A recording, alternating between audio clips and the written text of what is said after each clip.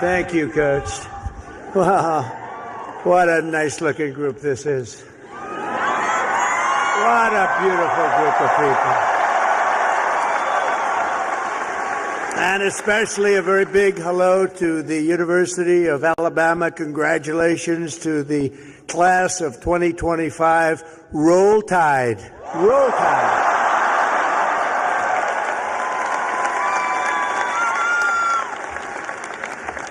There are things that happen in life that are very important, and you always remember where you were when they happened.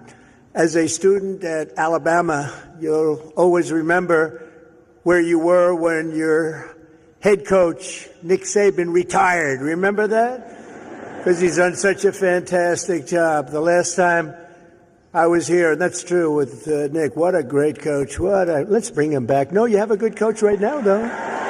You have a good coach right now. He was great. But the last time I was here, the Crimson Tide beat the Georgia Bulldogs 41 to 34. I was here. I got to watch it. That was some game. Today it's my pleasure to return to this campus as the first president ever to deliver the keynote commencement address to this truly great American university. It's a great school. And there's nowhere I'd rather be than right here in Tuscaloosa, Alabama, Titletown, USA. That's what it's become.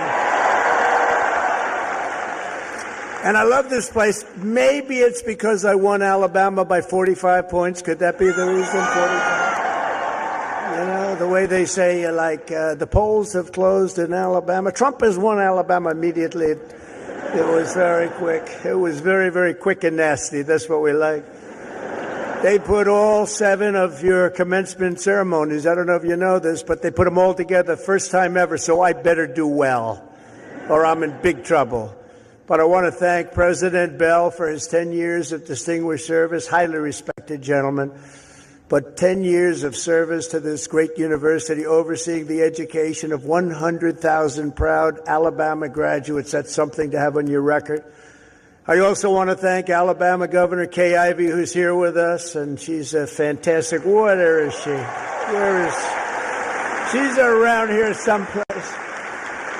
She's here. I just took a picture. I said, you're doing a great job, along with the very wonderful man, a friend of mine, Senator Tommy Tuberville. Where's Tommy? Tommy's great. When he wanted to run for the Senate, I said, well, you beat Alabama 6 times in a row. How can you run for the Senate? He said, well, I just look at him and say, well, I was responsible for them getting Nick Saban. I said, that's a good reason. And he won. Very easily he won. But I'll never forget that. Thanks also to a wonderful person, Representative Lisa McClain, a great person, great, highly respected. Gary Palmer, Robert Adderholt, Dale Strong, Ronnie Jackson, Ralph Norman, along with Lieutenant Governor Will Ainsworth, Alabama Attorney General Steve Marshall, Alabama Secretary of State Wes Allen, great people, Alabama Senate President Pro Tem Garland Gudger, Chancellor Sid Trant, and members of the University of Alabama Board of Trustees. But most importantly, and they would agree with this, let's give a big round of applause to your incredible parents, grandparents, and family members.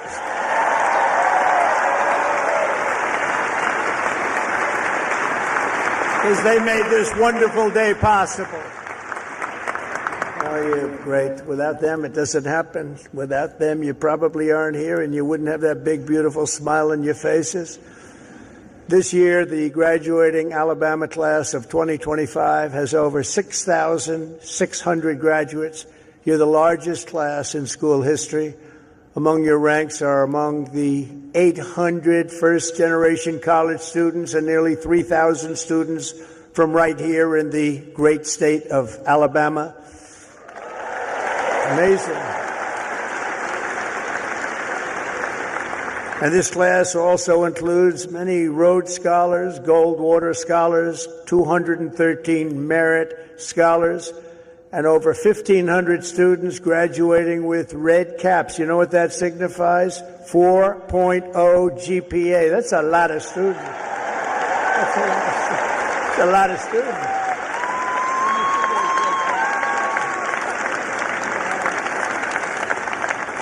That's pretty good.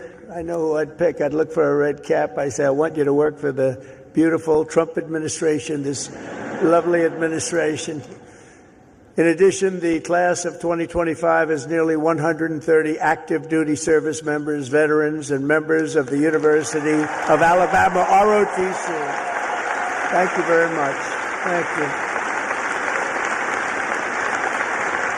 Everywhere you look, you can see the fierce spirit of this school, but nowhere more clearly than in your world-class athletics. There's nothing like it. Probably there's no school like it.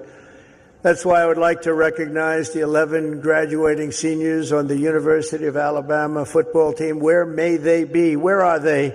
You just have to look, and they're about a foot taller than everybody else.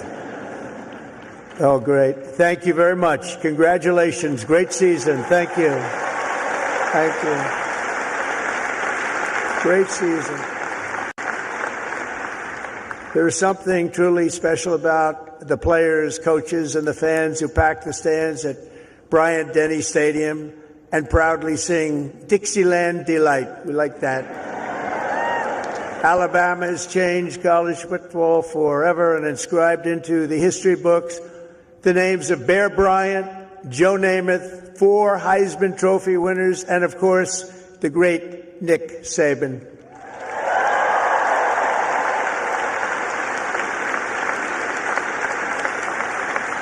This place is truly where legends are made. It really is. It's a special place.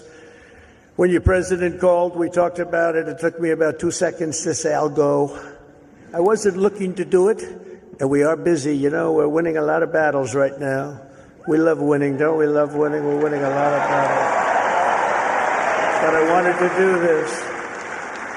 For the University of Alabama, good isn't good enough, tough isn't tough enough, and great isn't great enough. The Crimson Tide does not rest, does not quit, and does not stop winning until it's all time. You know, it's all time. You're always winning, and you're going to keep winning. That's why the University of Alabama football team has won more games in the last decade than any college football team in America. That's not bad.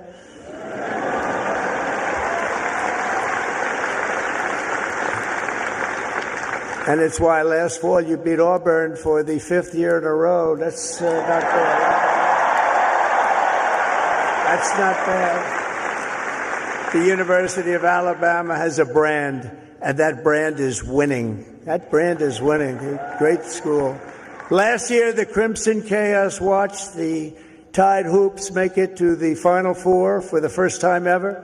And this year you built on your incredible record and returned to the Elite Eight. So not only is Alabama a great football school, it's now one of the nation's best basketball schools, and congratulations.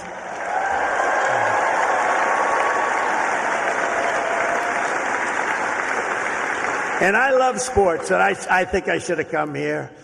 I think I should have come here. Congratulations as well to the women's track and field team for winning 2 SEC titles this year. That's something. As long as I'm president, we will always protect women's sports. Men will not play in women's sports.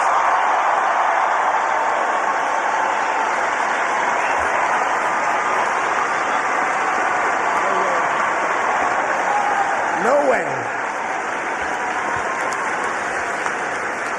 They say that's an 80-20 issue. No, it's a 97-3 issue, I think.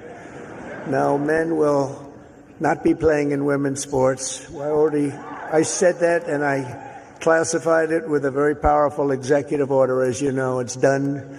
The class of 2025 was the first to enter the halls of this university in the aftermath of COVID-19. Following a difficult senior year of high school, many of you came here to Tuscaloosa from around the country, and for the very first time, you experienced something called freedom. You had freedom. So let's give a big round of applause to the leaders of this state who chose liberty over lockdowns. They did a good job.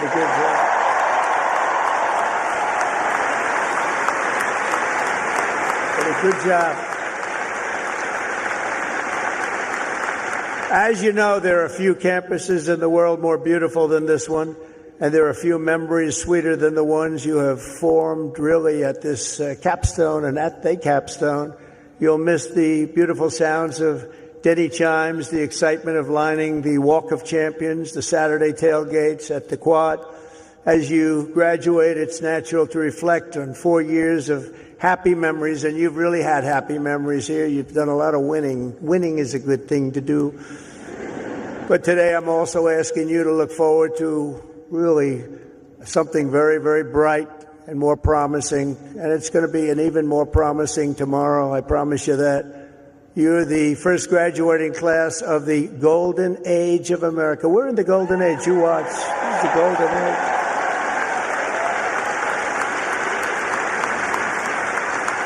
This is the golden age. We've done things that nobody thought possible. 100 days yesterday. 100 days, and we've done things that nobody thought even possible. Like many generations before you, you're graduating at an exciting time for our nation, a period of both extraordinary change and incredible potential and what will be unbelievable growth. You're going to see that very soon. You're going to see it starting very, very soon. Well, the whole world is talking about it. Our country has always been defined by its ability to reform and reinvent itself, to meet the challenges of the next era.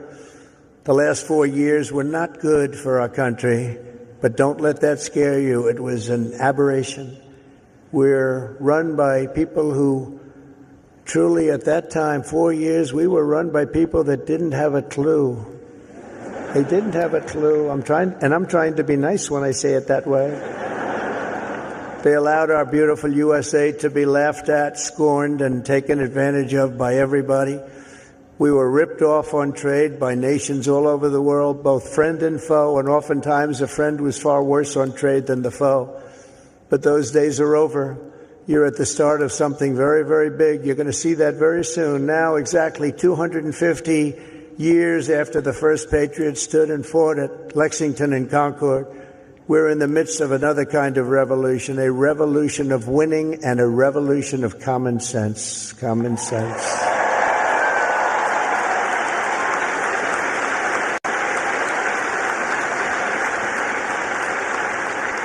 Everywhere you look, broken systems, corrupt institutions, and tired dogmas are being swept away by the tide of history. Ancient wisdom is being rediscovered, and the best and strongest traits of America are coming back for all to see, bigger, better, and greater than ever. Coming back, and they're coming back fast. The spirit of our age is one of boldness, vigor, ambition, and adventure, and it's exciting to be you and young. Oh, I'd pay you a lot of money to have your age. You have a great future. The people have rejected the voices of a failed establishment. You saw that in the election. We've turned the page on endless wars, crippling debt, open borders, ruinous inflation, and a lack of respect for our country and for its leaders. But we're turning that all around, and we're turning it around very fast. We will very quickly make America great again.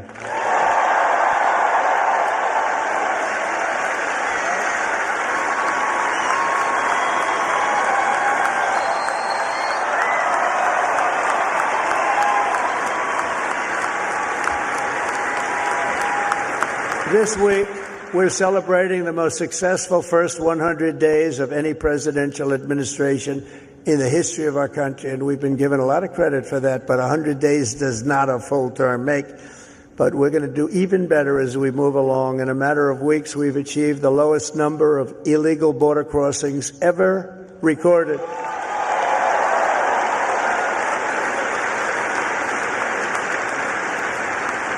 And you've seen it, hundreds of thousands of people pouring into our country from prisons, from mental institutions, from gangs, and all over the world, not just in South America.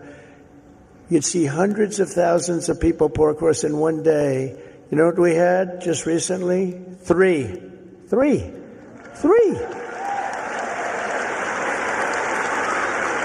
And we slashed the number of illegal aliens released into the United States by 99.999%. And you know, if that number is wrong, the fake news, which is all over the place today, is going to be correcting me before I get to the next sentence. Now, 99.999%. How about that? Nobody thought that was possible. They said you needed legislation. No, you just needed a new president. That's what you needed.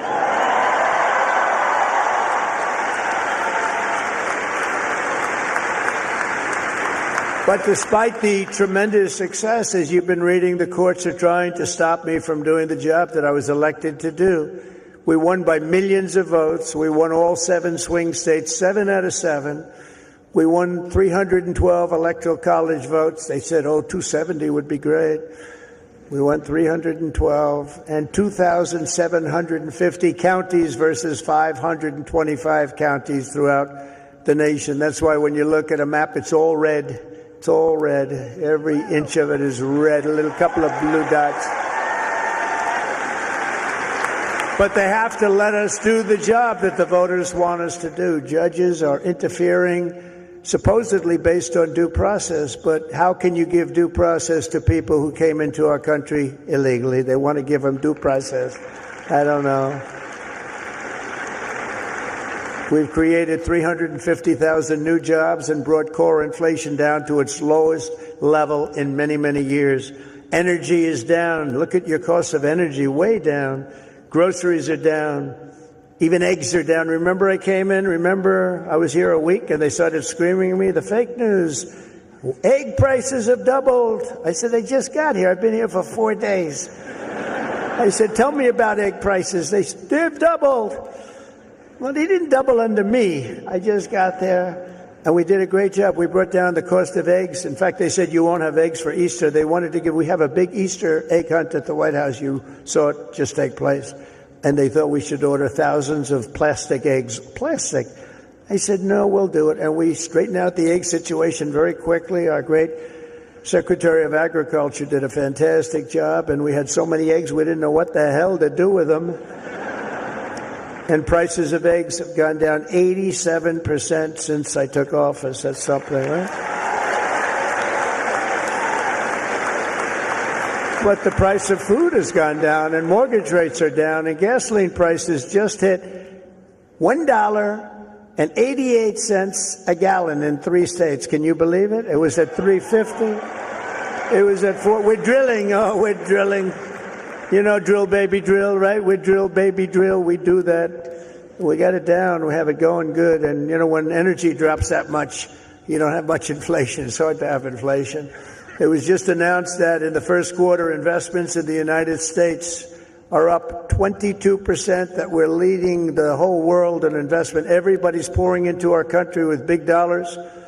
And it's all about November 5th, the November 5th election and tariffs and incentives that we've given that are going to make this country so much richer. We have $36 trillion in debt. That's going to start to come off. It's going to come off rapidly, but we'll be over $8 trillion in investment, with Apple and others investing $500 billion each. We've never had a period of time in 2 months, because we're here for 3 months, a little bit more, but give me a break for the first month. You know, had to get a little acclimated. Had to see where the enemy lies, because they're already looking to impeach Trump. You know, these crazy people. Let's impeach him. For what? We don't know exactly, but we'll try it. These people are crazy. So we had to, get our bearings for the first couple of weeks. So in 2 months, we had over $8 trillion, think of it, committed. Nobody's ever seen anything like it. There's never been anything like it in any country at any time, and it's all because they want to avoid the tariffs. We want to get here fast. And I said, a number of times, tariff is the most beautiful word in the world. And I got absolutely decimated by the fake news. They said, what about love? What about your wife? What about your parents? What about religion and God? So I said, all right, it's the 5th nicest word I've ever seen. And since I've done that, I've been in good shape. Nobody's bothered me. They've been very nice. So it's the fifth most beautiful word I've ever heard. But it's making us very rich, and you'll be seeing the results pretty soon, sooner than most people think, because that's what other countries have been doing to us, just so you understand. They were tariffing the hell out of us. We couldn't sell cars in Europe. We couldn't sell cars in China. We couldn't sell cars in Japan or anywhere else. We couldn't do anything. And all we're doing is we're doing it to them, but we're doing it much better. And the U.S. military is suddenly seeing its best recruiting numbers ever. We've never had numbers like that.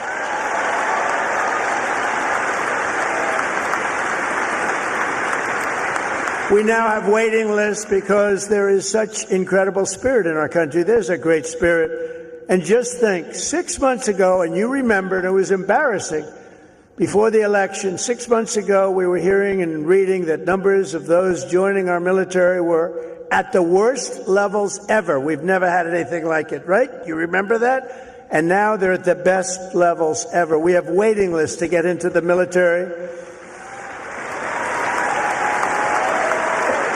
We couldn't fill the positions, and that included in our police forces, our fire departments. We love our fire departments also. We can never forget our fire departments. But our police forces were begging for help. And now they're brimming over with people and applicants, and they're getting great ones. It's amazing what's taken place, and that's really the spirit. Each of the graduates in this arena will soon have the chance to help lead this project of national renewal. And that's what it is. It's a national renewal. We suffered so badly for 4 years. We had one of the greatest economies. We actually had the greatest economy in the history of our country during the first term of Trump. And then we got hit hard with inflation during the Biden economy. It was horrible. We were hit so hard. The worst probably ever. They say 48 years. We'll accept that. But I would say ever. You'll embrace this moment, and you'll step forward with strength and grit, faith and patriotism to put America on a new trajectory for your children. And then you'll take your place among the greatest generations in the history of our country. I think you have a chance to be the greatest generation in the history of our country, because we're turning it around, and you happen to be available. You're available.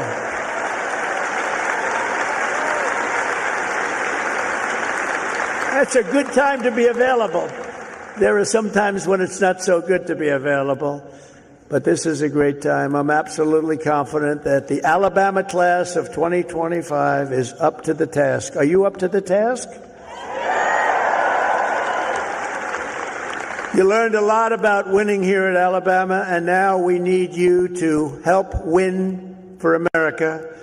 For the business majors here today, I challenge you not merely to use your talents for financial speculation, but to apply your great skills that you've learned and had to forging the steel and pouring the concrete of new American factories, plants, shipyards, and even cities, which are going up all over our country. Don't just build a strong portfolio, build a very, very strong America, and you're going to do that.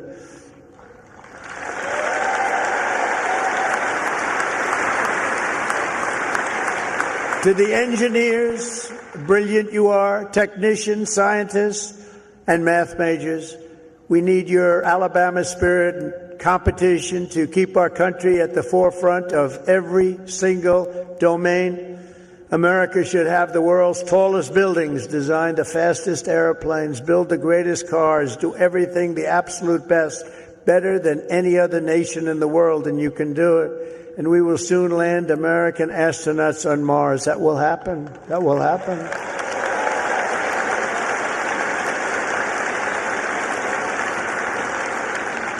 In every field you have studied, there are problems to be solved and breakthroughs to be made. To the journalism majors, of which I've had a lot of problems with. I must be honest. I'm not sure I like them. No, I do. But you're really leading a very thing, because we need a great and free press. We need a brilliant press. They're like a watchkeeper. They're very important, and you can go out and take it down a new track, help save the country. So important.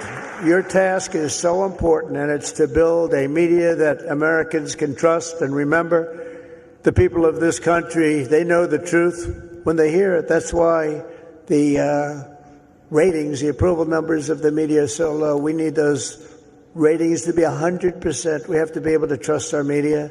They say you have to have that. You need strong borders, and you need really free, fair, clean elections. You need those things, but the media is a big part of it. In the world of health and medicine, there is an exciting new movement to get poisons out of our food supply, keep toxins out of our government.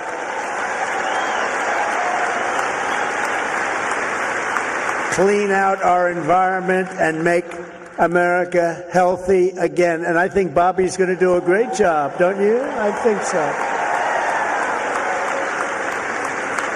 I think he's the guy we needed. And in government, it is the task of your generation to replace bureaucracy, graft, and waste with a new system that defends American freedom. These are big tasks before you, but the reward for your hard work will be the United States of America is stronger, prouder, better, and more unified than ever before. It's going to be.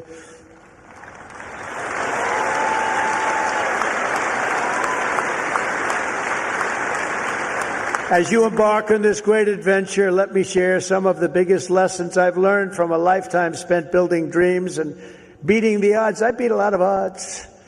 A lot of people said, I don't know. But it worked out okay. Where are we? Oh, gee, I'm president. How did that happen? Now, you're going to be in the same position. But some of the would you like to hear some of the ideas, or should I just skip over that part, huh? That's going to be more interesting than all the other stuff, which was slightly political, right? I'm going to give it to you, though, just as I see it and as I've learned it, the hard way and the easy way. First, if you're here today and think that you're too young to do something great, let me tell you that you are wrong. You're not too young. You can have great success at a very young age. You're all very young. In America, with drive and ambition, young people can do anything. I was 28 when I took my first big gamble to develop a hotel in Midtown Manhattan, the Grand Hyatt, and it worked out incredibly well. But I was very young at the time. I was like a very young person in sort of an old person business. Steve Jobs was 21 when he founded Apple. Walt Disney was 21 when he founded Disney. James Madison, James Monroe, Alexander Hamilton, Thomas Jefferson. They were no older than 25 when they began the journeys that etched their names into the history books for all time. So to everyone here today, don't waste your youth. Go out and fight right from the beginning, from the day you leave this incredible university. Go out and fight tough, fight fair, but go out and fight. You're going to be very successful, because now is the time to work harder than you have ever worked before. Push yourself further than you have ever pushed yourself before. Find your limits and then smash through everything. Go and smash through. You've watched that football team smash through. You're going to do the same thing. You're at the age when you have the time and vitality to do really incredible things. If you just give it your all. You'll look back, and a decade from now, you'll be astounded by what you've achieved. You'll remember this day. You'll remember when the guy named Trump was giving the commencement address, and he said I could do it, and guess what? I did. I think you're going to remember that very fondly. I hope so.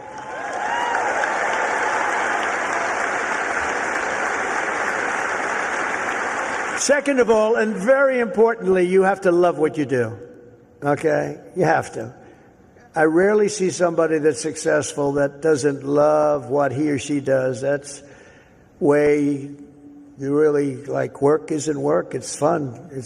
I find it fun. I work all the time, and I find it fun. If I didn't find it fun, I wouldn't be successful, whether it was real estate or in showbiz. I had a lot of different careers, but I loved real estate so much, and I was very successful at real estate because I loved it. I learned a lot from my father because I watched him work. He worked he was a workaholic. He loved to work. He's a good man. He was a tough guy, tough as hell, actually. Now that I think back, I don't know if you could even get away with that nowadays. He was tough, but he was a good man, I'll tell you. And he worked 7 days a week. He worked Saturdays, Sundays. It didn't matter. And I learned by watching him, he loved his life. He loved what he was doing. He had a great long-term marriage, a long, many years. He beat me on that one. No, mine are very successful, but they haven't lasted quite as long. It was close to 70 years. That was a long time. I said, Pop, you beat me on that one. But you know what I learned from him? That he loved life, and all he did was work. I see people that don't work hard and they're miserable. So go out and find. But he loved what he was doing. And you have to find something that you love, and you have to follow your own instincts. Listen to your parents. They're very wise, but you have to follow your instincts and your heart, your soul, and you want to be the very best you can be. Treat every day like a home game against Auburn. Fight like hell and enjoy doing it, and your coach can tell you all about that. Third thing is to think big. You know, you're going to do something, you might as well think big, because it's just as tough. You can think small. I know a lot of people, they thought small. They're very smart. I know others that weren't nearly as smart, but they had a better picture of the big picture, because it's just as hard to solve a small problem as a big problem, and it's just as much energy and everything else, except the result is going to be a smaller one. So love what you do, but think big if it's possible. Now, if it's not possible, that's okay too. You do something, you have to do something that you love. You will have all the same headaches and challenges, all the same delays and setbacks, so you might as well do something that's just amazing. America doesn't aim small. Alabama doesn't aim small, and neither do you. So think big when possible. Think big. Fourth is work hard. Work hard. Never, ever stop. An example is a great athlete, actually, Gary Player, golfer, great golfer. He wasn't as big as other men. He was actually on the small side. Don't tell him that. Friend of mine, don't tell him that, because he doesn't understand that. But he worked very hard. He made up for it. He never stopped. He won 168 golf tournaments. Think of that, 100. I said, Gary, you're winning like every weekend. Do you ever choke or anything? I don't know what choke means. And he made a statement years ago that I read, and I thought it was sort of an incredible statement. He said, it's funny, the harder I work, the luckier I get, right? Think of that. The harder I work, the luckier I get. So you really have to work hard, and you're going to be successful because you have the talent. To get into this school is not easy. To get through it is even more difficult. You have a lot of talent. Fifth is don't lose your momentum. You just want to keep it going, and you have to know if you are losing it. You have to know when you're losing it, so maybe you stop, and maybe it's time to stop. Listen to the feedback, think through your plan very carefully, and keep moving fast. The word momentum is very important. I mean, I'll just tell you a little story about a great real estate developer named William Levitt. He built Levittown. Some of you might live in a Levittown. He was the biggest developer in the whole country in the 1940s and so. And he built these jobs. He started with one house, then 2 houses, then 20 houses, then thousands and thousands of houses. And a company, Gulf and Western, came along and they said, we're going to make you an offer to buy your company.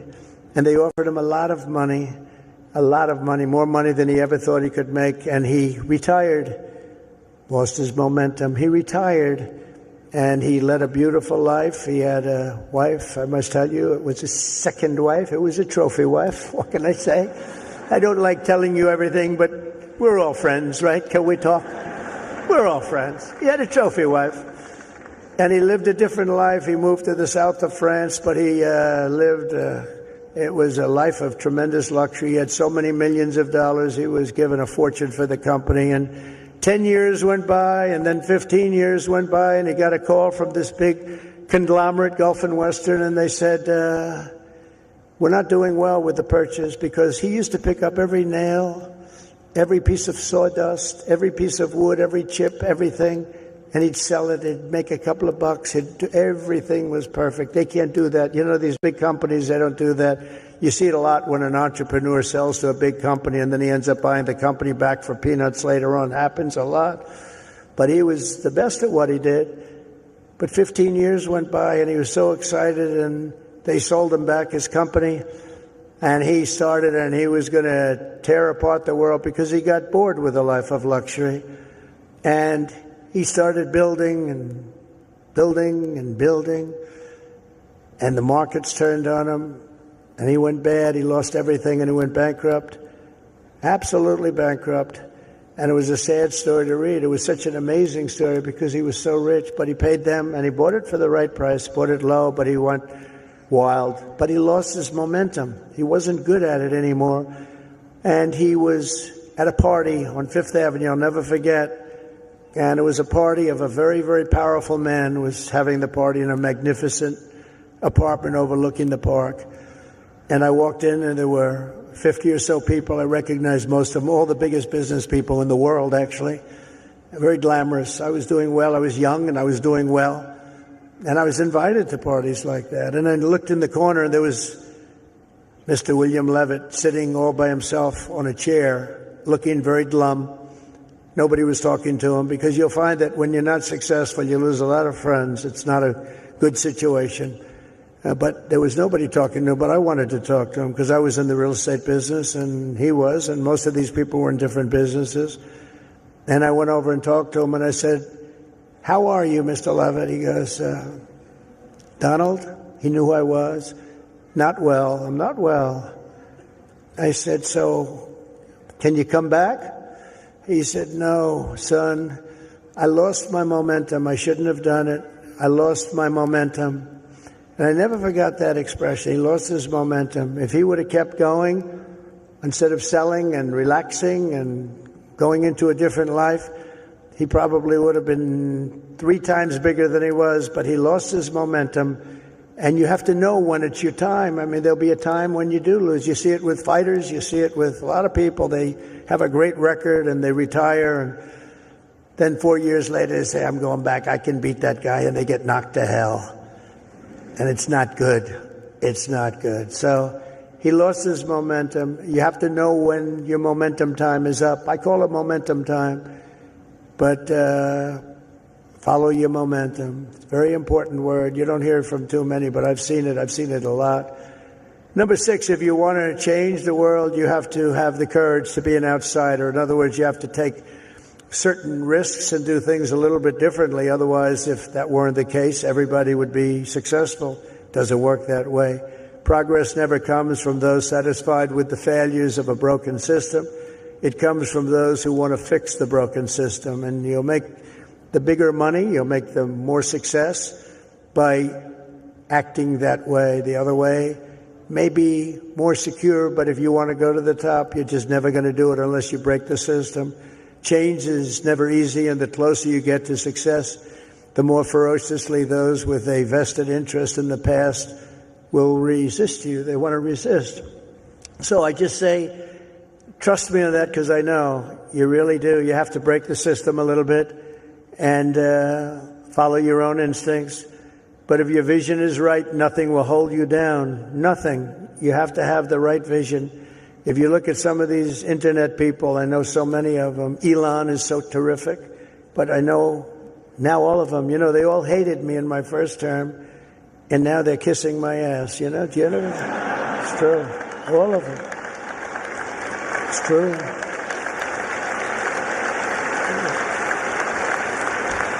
It's amazing. It's nicer this way. Now, in the first, they didn't know what happened because I won an election that, there was never a businessman that won a presidential election. Out of 100%, 8% were generals and 92% were politicians. Not even admirals, not even just generals. There were 8 generals, General Washington, General Grant, generals, General Eisenhower. But 8% were generals and 92% were politicians. And when I ran, everyone said, "Well, he can't win. He's a businessman. That's not going to work." And, but you have a natural instinct for things. I guess I had a natural instinct. I said to somebody, "Was I a better businessman or politician?" And they said, "Well, there are a lot of guys that made a lot of money, but there's only one guy that became president that was a businessman. So I guess you're a better politician." But I don't think of myself as a politician. I think of myself as a businessman, and I'm proud of that. And I've applied business instinct, and that's why I think you're seeing us doing so well.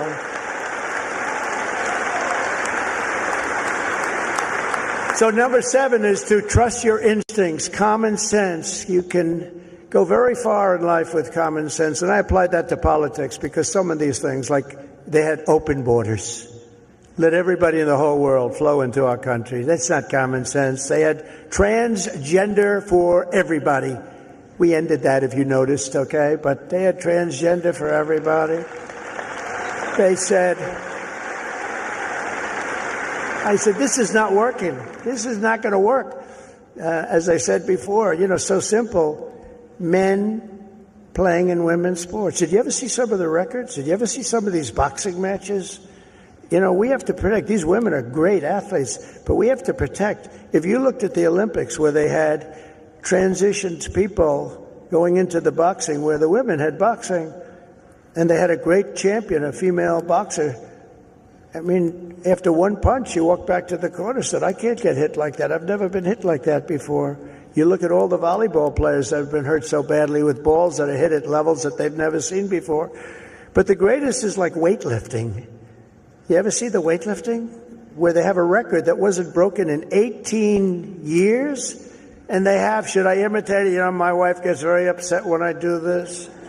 She said, darling, it's not presidential. I said, yeah, but people like it. Should I do it or not? All right, I'm in trouble when I get home, but that's okay. What the hell? I've been in lots of trouble before.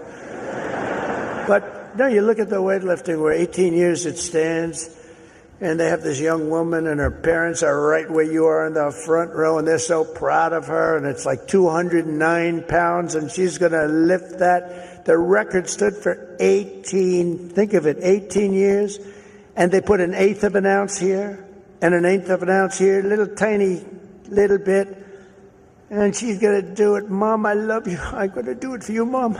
And she goes, and she gets it. And, Mom, I'm going to do it, Mom. Can't do it. And then a guy comes along, or a gal, or whatever. A transitioned person comes along. And he was a failed weightlifter as a man, but he comes along, 206 pounds. They put the little thing on, and he goes, boom, boom. And breaks the record like by 119 pounds. That's not right. The other one is the swimming. You've heard me talk about it. Great swimmers, and they rose to the top. Women swimmers, and they grew up together. And they're Olympic-class swimmers, and they're qualifying for some big tournament. And now the race is getting ready to start, the big race, and one young lady, she was going to set the record. She fought all her life to set the record. She has to win it by 1/9 of a second. Think of that, 1/9. I don't like those odds, 1/9 of a second, right? But she looks to the left and she sees all the friends that she grew up with down in California, from all over the country. They're all the best swimmers. Then she looks to the right and she sees the same thing, but there's a person next to her who's a giant. And she looks and she, oh my God, who is that? I don't recognize that person. That was a person that transitioned, and he had the wingspan of Wilt the Stilt Chamberlain, if anybody knows what. And as you know what happened, she was very, very badly injured in that meet because he went by her so fast that she was windburned. They had to take her out. She got serious windburn. He flew back and forth, and she didn't know what, but she got the hell knocked out of her, knowing that I'm only kidding. She wasn't windburned. She was just beaten by a lot. Or the race, did you see the race where they had the best female runners, and they had a guy who was a decent runner, a long-distance race, and he won by 5 hours and 19 seconds. Normally you win by like 12 seconds, 2 seconds, a quarter of a second. He won by 5 hours and 19 seconds. It's crazy. And, honestly, it's demeaning for women, very demeaning. These are great athletes. It's very demeaning, and we're going to protect women. We're going to protect women. We're going to protect everybody.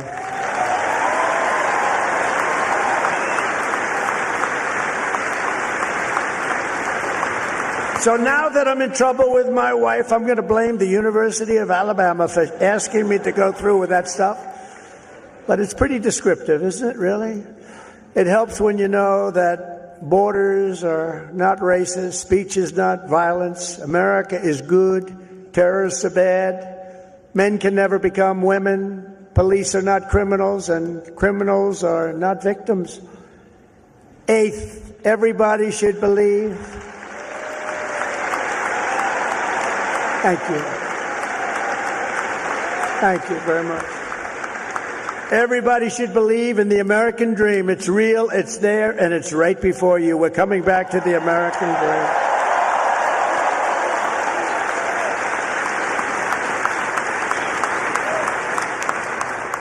dream. Ninth, think of yourself as a winner. The power of positive thinking. Dr. Norman Vincent Peale, from many years ago, wrote a book, The Power of Positive Thinking, and there is a lot to it, the power of positive thinking. Don't consider yourself a victim. Consider yourself a winner. In recent years, too many of our young people have really been taught to think of themselves as victims and blame people and be angry. Don't be angry. But in America, we reject that idea that anyone is born a victim. Our heroes are the ones who take charge of their own destiny, make their own luck, and determine their own fate despite the odds, despite all odds. That's what happens. They're given a little chance in many cases, very little chance of success, and they become the most successful people in the world. Whether you were born rich or poor, black or white, male or female in America, anyone can be a winner. And our whole country will be cheering you on, and I'll be at the front of the line cheering you on, especially because you come from this incredible university.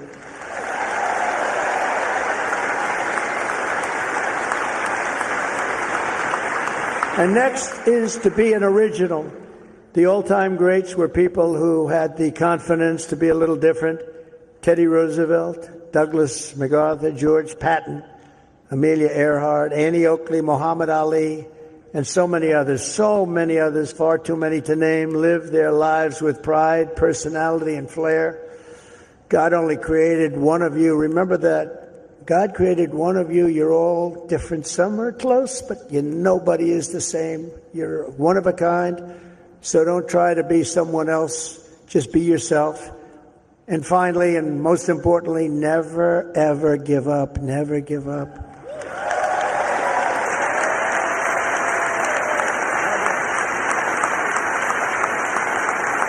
Never give up. And I've learned anything in life, and it's so true. One of the most important things you can learn, if you just went a little bit longer, if you just held out a little bit longer, you would have been successful. Well, the stories of that are legend. But I've learned that perseverance is everything. So whatever happens, no matter where you are in life, stay optimistic and just keep pushing forward. Just don't stop. Never, ever give up.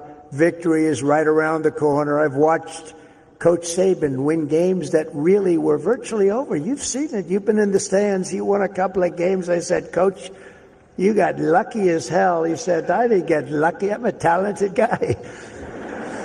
You know, those little touchdowns that come out of nothing. He's amazing. But he's a guy that doesn't quit and doesn't know what the word quit even means. He couldn't define it.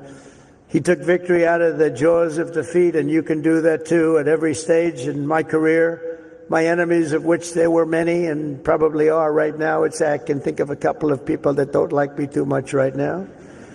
But they said that they have to do everything they can to keep me from winning, to keep me from making it. And I'm representing you, so I have to make it. I have big shoulders, but these are big shoulders. I have to win for you. I'm not winning for myself. I'm winning for you. Do you remember when they said that Donald Trump will never become president of the United States? Remember Barack Hussein Obama said that? Barack Hussein Obama. Donald Trump will never be president.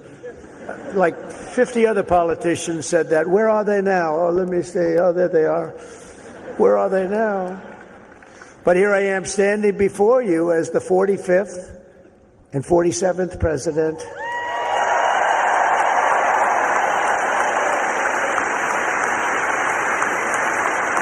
You heard that a lot. But against all odds, I did great in 2016. 2016, how great was that? And then I did much better in 2020. Sorry, the election was rigged. But it was a rigged election. And then in 2024, I made it too big to rig. I said, we got to do this again. We got to do this again. And we made it too big to rig. We made it. That was a great expression. I said, you got to go and vote. Even though I was leading big in the polls, I said, it doesn't matter. You got to make it too big to rig. And they did. They went out and they voted and voted and voted. And we won the whole thing. And it was so good. And it's such a great mandate for our country. That's the important thing. So never let anyone tell you that something is impossible. Ever, ever, ever. In America, the impossible is what we all do best. There is nothing you cannot do if you are willing to fight for it. You got to fight, fight, fight. Oh, I've heard that expression.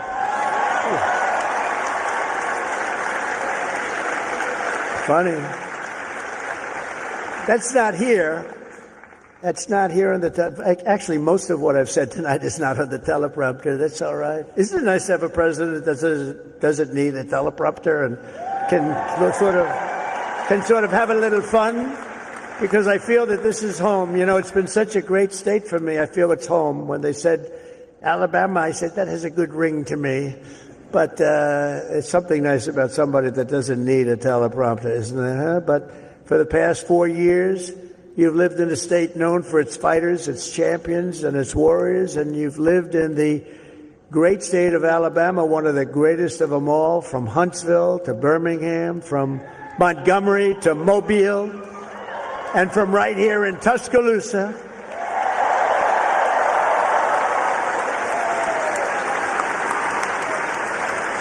To the gleaming shores of the Gulf of America.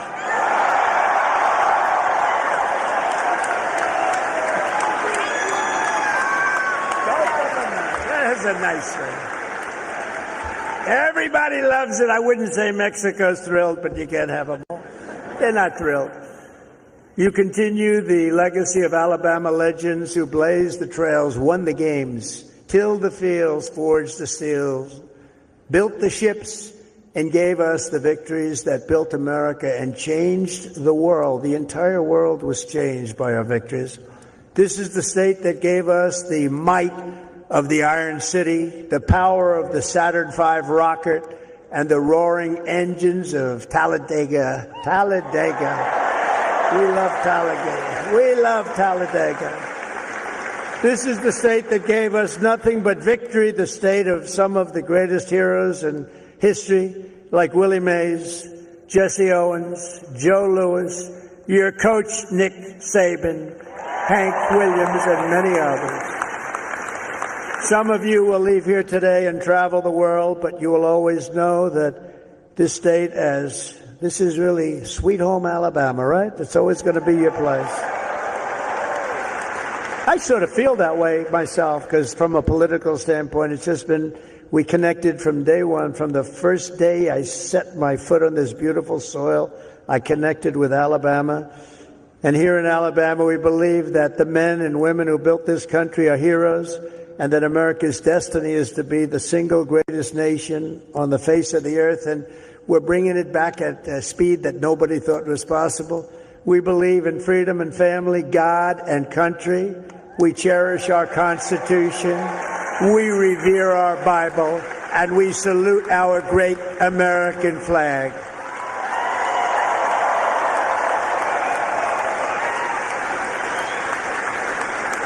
We honor our police. We respect our veterans, and we always stand for our one and only national anthem. We love our national anthem. We believe in strong parents, strong values, strong communities, and very strong borders. And we believe that the United States military is the greatest force for peace and justice the world has ever known. We have a great military. We just had people that didn't know how to lead it. We believe the South is beautiful, Alabama is great, and America is our home. We believe in the SEC and the USA.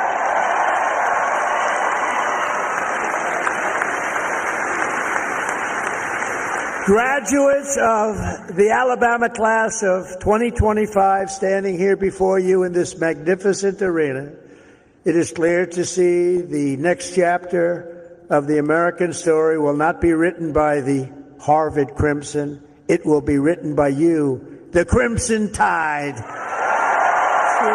That's true. That's true.